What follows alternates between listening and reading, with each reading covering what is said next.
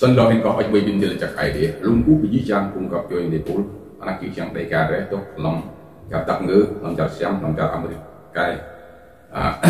sau đây hình có trong lúc và chỉ chẳng cùng tạo ra để nên có cùng đi bỏ ai đi mà các bạn ai đi sân này đây chẳng lại hơn cơ lại để đọc ai đi bây giờ mong là mong mèo từ nay chỉ mong suy lại lúc tao sẽ chỉ như vậy rằng ba anh là gặp bao lúc phần đôi EV đuôi lùng lầm lì nhiều vụ chích cái đi đọc chích cái đi việc làm tân nhiều mọi lu lại bình thoa làm lại đi lúc rồi lần lấy bộ chích lấy bộ khơi nặng làm lại tao nên lúc này hình là ta lần la lại một hàng chắc là luôn rất nhiều một lần khơi nặng bình hoa mà làm ruột lại ID lại miếng ID này lần ta đang chẳng khâu nhột lại này xin nhờ là chẳng khâu ưu siết lại đi lúc làm sao còn có cái lâu lần cuộc lâu sẽ cho nên lúc đi thì giờ ngày chẳng thành như lại lúc nó lại xem sát lại bị tắt lại qua ngày nhau cho nên thành hơn có ích bình được chắc ID là nên là chắc cái chi chăng cùngกับเป็นcủa anak chi chăng để cả đó là có mức làm như vậy nhưng lại lần đầu tìm đầu này cho nên nay hiện có một lần dung là luôn biết là đông làm lại lúc này cho nên từ đó đến lúc học lại đó hắn xin lại bình thoa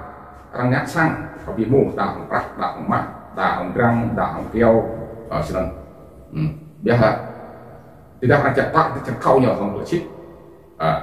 ông bị lông lòng quỳ chứ nó bị quỳ lại bị tắt quảng ngạc này dẫn trình sẽ trình ra khoa công và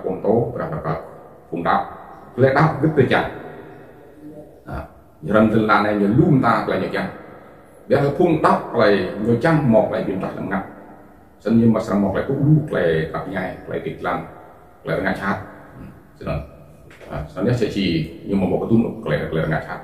biến là phun tóc ngược lại tuốt lần rong chẳng cả bắt chẳng cả cắt chẳng là lúc ta lại cứ rong lại lúc như mấy giáp lại lúc là ngặt khoa bông tố ra hiện một là béo lên blue hoặc là bắt cắt rồi dưới trong cùng con rock làm sang ID cùng đi bỏ ID tốt rồi nhưng mà đi thầu là nhầm blue vậy là cái tao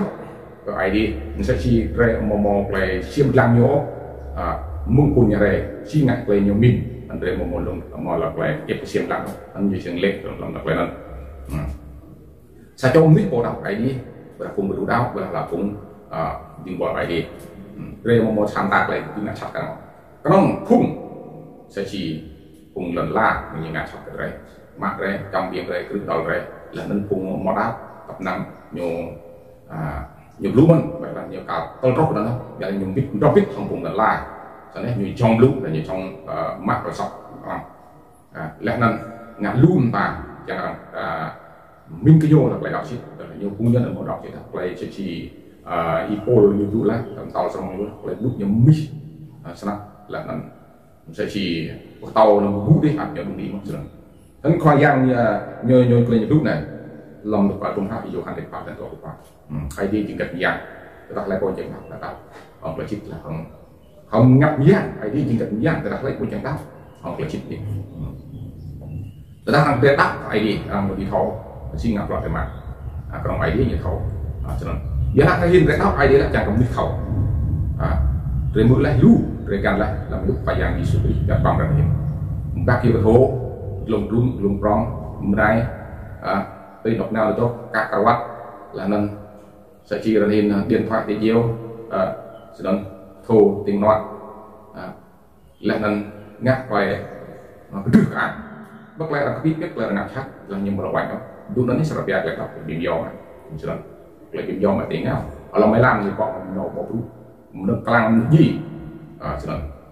lấy đây một cái chi tiết bởi này là một lúc đun tạ lâu đấy sẵn sẽ chi lúc ili này làm bị lồng tí đọc lên dàn chip tí đọc lên chip một thầu nào tôi lên bị lồng một cái ili tuy tao biến gì là phun đọc vào phun thì là phun biến khứt mặt lại đọc bạn tốt thì mà lúc này chỗ một dấu béo này ra hiện là lưu cặp dân chẳng gặp tuổi rồi cấp lưu hình toàn nó này một là béo bởi nát cũng quét và chặt xem này lại điện thoại là đa ngã tụ này đa ngã tụ đi đang ngại chỗ chừng đang ngại Iraq đang ngại ngọt đang ngại rõ tuồng đang ngại lên khích và tạo đuôi sự lần đa cả các vắt đa lại hòa cùng tôi bây giờ về xiêm trang việc lạiตัวnày lâm play đang ngại khác từng mong ở trà Việt Nam chọn ngại khác nhưng mò lắm mò đen rồi để ngay hiện play ngại khác là lưu mốc là những bình khích lại là những bình thoa mặc lại bây giờ thế này tạo in cả cùng là nhá ra đây hình là về mò về mò răng nó từ cửa cùng là ngặt chặt chết mà mò cặp mức sau đó về nhận việc thông tin nó mò chi tiết đó là chính xác rồi nhận việc sai lạc hoặc là cái sang mát lại thông tin là cái chính xác về mát lại hương và lạc đẹp để đóng mức bạc lẹ mức bạc lẹ để thao là còn là cái sang mức nhà là buôn sang cái Singapore này lớn đấy để sang thao mình là nó rút vào nó như bây giờ hiện tại mọi dọc đó tông là sứ quán là tòa đại sứ là nó cùng sang ID chỉ ngày nhiều và sang ID nhân lúc nào tôi ư nó sang sang ID lúc nào một tôi ư sinh không để phải cạn nào về sang các để thầu các cái cùng nó music duet và chào là xem này và đặt chào America để nằm lư những khích ngạn nói du lịch này đang khích ngạn yêu mũi này cái này toàn tin này ở trong anh san này tôi đặt để đọc ID chứ ngạn để đọc ID để kiểm tra tôi kiểm tra sẵn ngạn anh hiểu giờ là để đọc ID là nào nó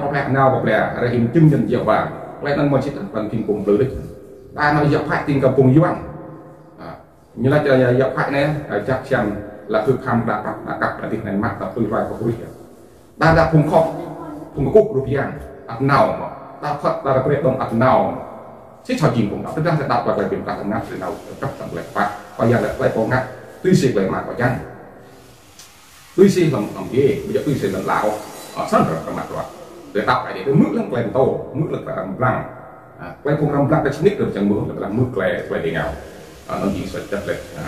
cái hiện là luôn ta là giải pháp sẽ chỉ nhiều cái đọc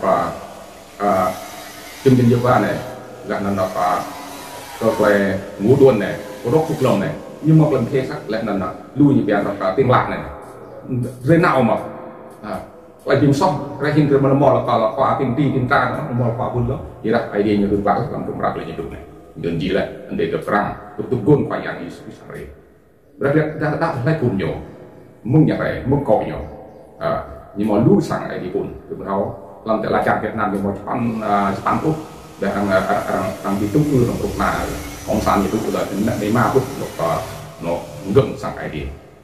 làm đến ma úc nó chít cả ông mua chít nó thứ bùng tầm là